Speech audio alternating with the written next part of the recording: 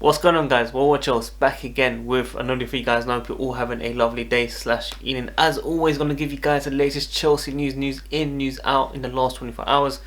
Guys, if you can support this channel, please smash that like button. The more likes, the more helps this channel. Subscribe if you're new here, hit the notification, tune in daily, and make sure you comment down below your thoughts and opinions on every single topic that I do speak about. Before I get into all the latest Chelsea news, I'll be doing a live stream tomorrow, 6 or 7 PM UK time tomorrow with Carefree Lewis Tree, answering your questions as always. So hopefully I'll see you guys there tomorrow. If YouTube doesn't notify you guys, search for the channel. If you've got me on Twitter or Instagram, you'll see the link there in my bio as well. So let's get straight into the first topic. United have been interested in signing Ecuador international Moises Caicedo. Now Chelsea have joined the race. We could hijack this player. Ecuador international, 19 years old. His role model is N'Golo Kante. I'm not going to act like I know so much about this player, even though I'm talking like I do right now. But they say that it's very similar to Kante, which is why it's his role model, of course. But in the final third, he does a lot more than Kante, according to Sky Sports reporters.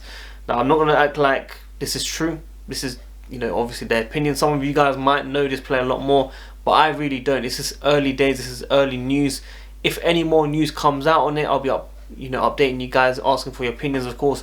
But maybe another potential signing that could come in that position at Chelsea in January. Very unlikely, but you never know. We didn't expect all these signings in the last transfer window, which we did get. So anything in this window can happen, basically. So that's one to keep an eye out. Of course, let me know if you know anything about him as well, just so I know as well.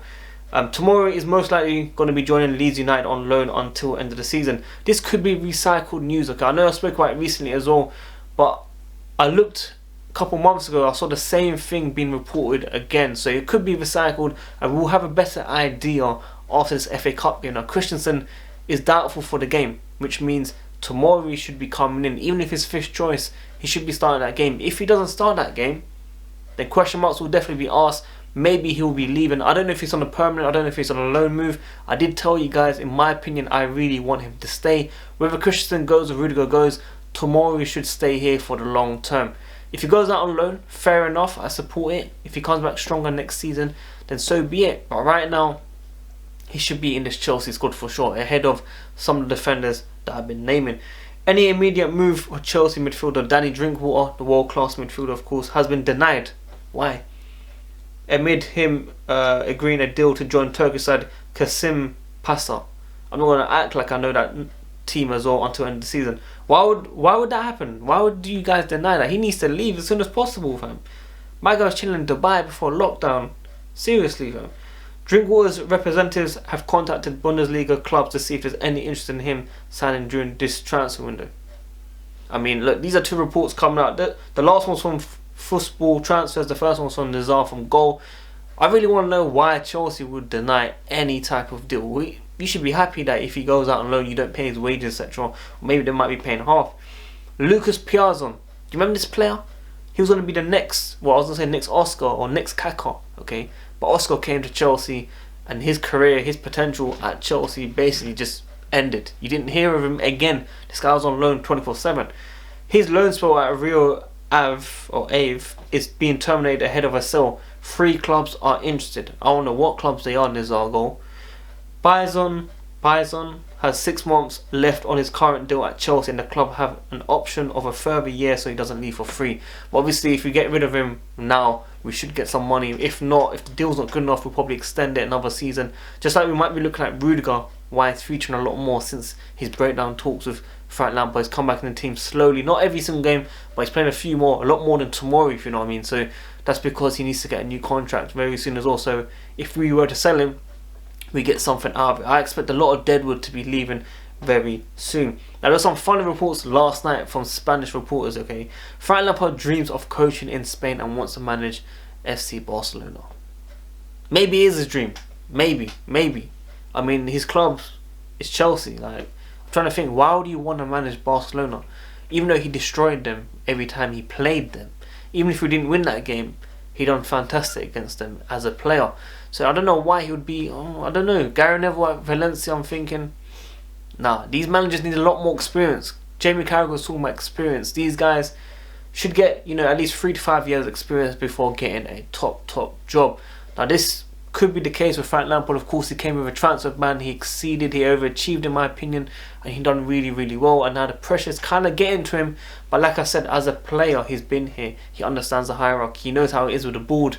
I am sure just a few more chances against Fulham, Leicester. If we get that running, the whole thing turns around. Okay, I'm thinking about pandemic, I'm thinking about players not being 100%. Tammy Abraham talking about not a pre-season, not understanding the new players coming in, how they play. It's only when they see each other, that's how they get to know each other. So they don't really get to play with them and understand the tactics that they want to play. Because if I tell you about Timo Werner, he's not the full all-round striker, but he's that guy that can run in behind and get that chance. He doesn't need to be clinical in terms of, you know, trying to place the ball. If he just smashes it, he'll get that goal, if you know what I mean. When he gets that delivery, if you know what I mean. So if you play on the wing, doesn't really help. He might get a few penalties like he did at the beginning of the season. He might get in a few times, but he needs to play striker, running behind, a better version than Morata, of course.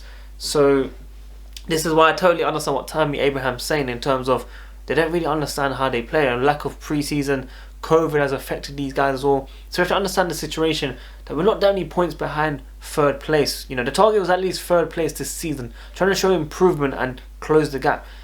Average season, okay, Liverpool have so many draws, they're dropping points. United can go top now. I think they've got a game in hand as well. So anything in the Premier League can happen. Anything can change. Chelsea can go and win the next 3 games and they could be in the top 4, okay? And then it's, you know, everyone calms down. Obviously there are a few Lampard out fans, a lot more Lampard in fans. But as I said, I totally respect all sayings. Lampard out, Lampard in. Like, I'm Lampard middle, okay? I was a bit more towards Lampard in, but then when I saw that loss against Man City, I was pushing him back out. Then I listened to his post press conference. It might sound like I'm, you know, flip flapping all that good, like what people say on social media, but I'm just thinking, like, at the same time, it's 1 step forward, 2 steps back. He changed the hierarchy of the transfers. He got the signings that we wanted. He changed the game.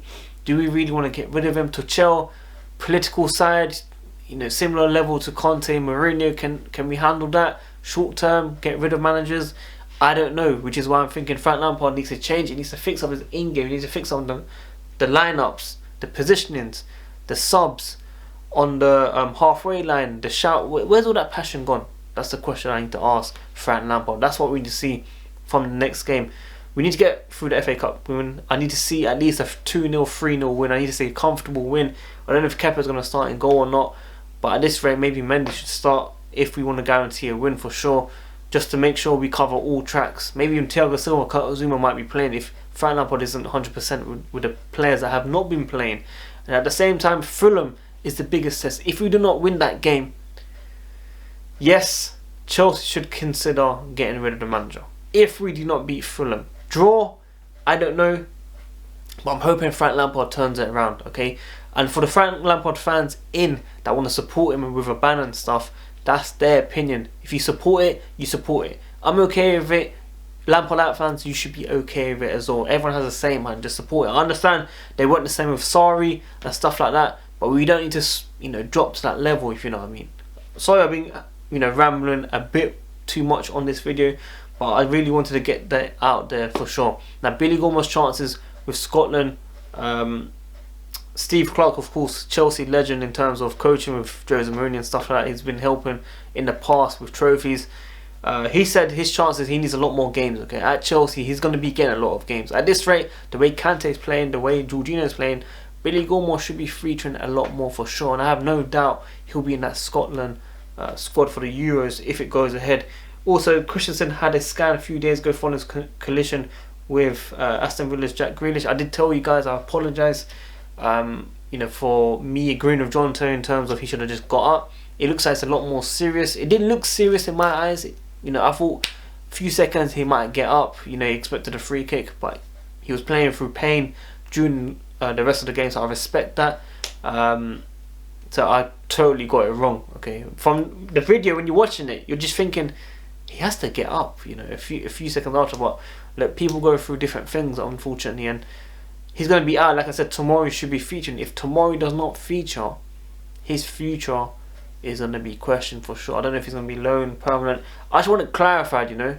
I want to see him staying at Chelsea. I want to see Tomori, kind of how to Billy Gilmour. I want to see these guys playing a lot more to offer that fresh life in this team. We need new energy because Everything's down at the moment. Hopefully Chelsea can turn it around. Make sure you guys tune into the live stream tomorrow with Kefi Lewis G around 6 or 7 p.m. UK time.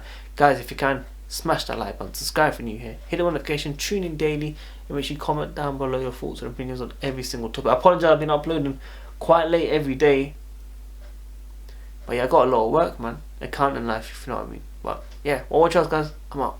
Peace.